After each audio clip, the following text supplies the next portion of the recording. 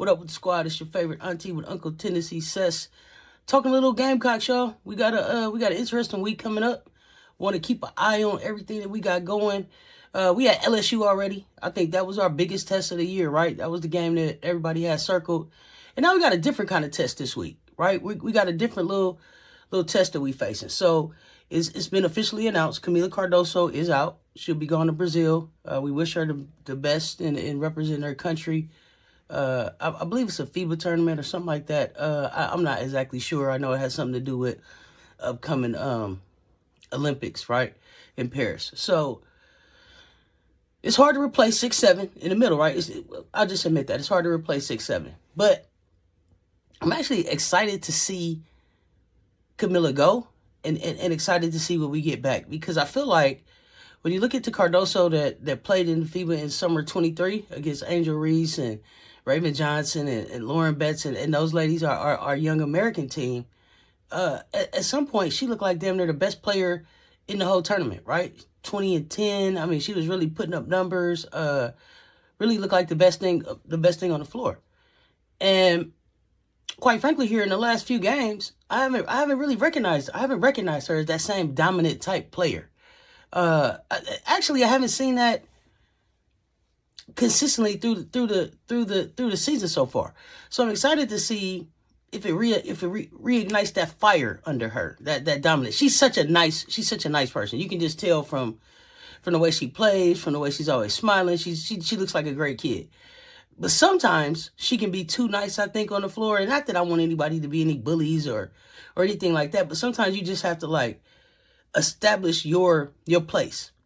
Let people know that the paint is your house. Like, this is my house. You don't come in here and just run roughshod over my crib. Like, this is where I'm at. And sometimes when I'm watching the games here lately, I want to see her be bigger. I want her to put her base down, put her elbows out, and let people know, like, this is my space. I want this space. I'm calling for the ball. I'm demanding this space. And it's really like more so on the offensive end for me, right? Where I didn't see her, especially in that first half against LSU, I never seen her really establish herself as like 6'7" in the paint and deal with me. And I feel like in every game it should just already be established. They should know, hey, Cardoso, when she get down there, she's coming to work. This her paint. And that's the attitude that I want to see her approach the game with sometimes, if she doesn't. Even like Dawn talked about it I think it was the half of the LSU game, like she has to want it. And sometimes it doesn't look like she wants it all the time. Like, it's like, I'll take it, but I don't have to have it. And I want her to have it. I want it, hey, demand the ball. Like, Angel Reese does a good job of demanding the ball and establishing herself in the paint. And I want to see more of that from Cardoso. I saw that against Angel Reese in FIBA, but I didn't see that in the first half back on Thursday. I don't think that I really ever seen her get to that place where it was like, okay, I'm dominating in the center. And I just felt like with the size advantage that she has over Angel, and not even just Angel, the other players, the other ladies in college hoops, like, take your space up. Let them know this is my crib. You're not coming in here. That's what I want to see from her. But on the flip side of that, so we may get this more aggressive, this more dominant, this more give me the ball, give me my space type Cardoso back from Brazil when she's finished. But we also now get this first chance to look at potentially life without Cardoso, because I know that Cardoso could go to the WNBA. I don't know that I want her to go. I kind of feel like I kind of feel like if she's eligible, I want her to come back another year and just work on that consistency at being dominant. But I digress. We also get a chance right here, you guys, to see, squad, what we're gonna look like if she does go to the league. And wow. Okay, so what fills in for Cardoso? So in listening to Dawn talk, it looks like Fagan's been already putting in some work to be able to step in and do some things here. And so I'm excited to see Fagan play for the spurts that we've seen her in. Looks really athletic. Looks like she's got a real nose for the ball. So looking to see what she's gonna bring to the table. We're not gonna necessarily get bigger, but we might get more athletic and faster. Okay. So you talk about going to a four guard rotation. She kinda She kind of did that a little bit against, I guess it was just this Ole Miss we just played. So we saw a little bit of that when she had Raven in there. She had Pow Pow in there. She had Bree Hall in there. She had Chloe Kitts in there. And then it was kind of like Malaysia or Tess, right? Or Tessa, right? So that was a good mix. I liked what I saw when we went small. I was excited about that. The speed of that game, especially with the court vision of the guards. Wow. You know, we could really run some teams out in the gym. So the depth of our team, although, like I said, we can't replace 6'7". You can't replace the defense, especially the defense that Cardoso plays, the blocks that she gets. But we have some athleticism that's coming off of the bench that will still be able to defend pretty well.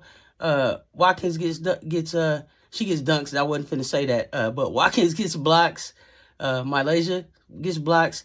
I love the quickness of the hands of the guards. Like, hey, we really are about D'ing up and trying to get steals. You know, everybody. All of the guards go after the ball. So excited to see, what we're gonna look like going into these next seasons without Cardoso.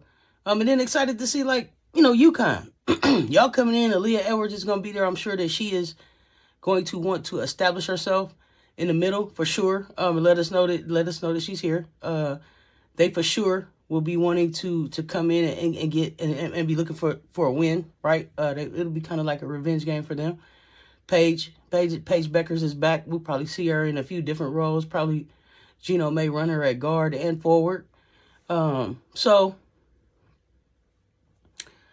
while they may not be they might not have the size to really take advantage of a Cardoso's absence, right? So they're not going to be able to just come in there and Aaliyah Edwards will do her thing, but just come in and just run roughshod over the middle. Our team isn't gonna allow that, but we also won't have our big 6'7" lady down there to dump it into.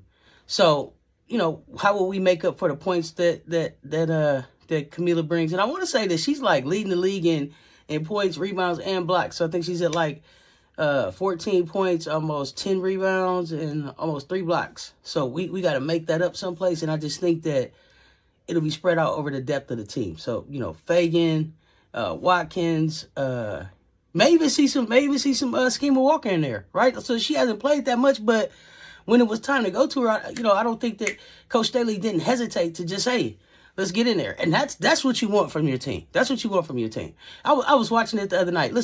Yesterday, I was watching the LSU game. Let me tell y'all something. I love the depth that we have, and I know that this is about South Carolina, but let me say this. If I was a player for Coach Moki, Kim Moki, down there at LSU, yesterday, y'all, they were up 45 points. They were up 45 points at one time. And Angel Reese, Anissa Morrow, Big Four, everybody, Michaela Williams, everybody's still running around playing hard. Why?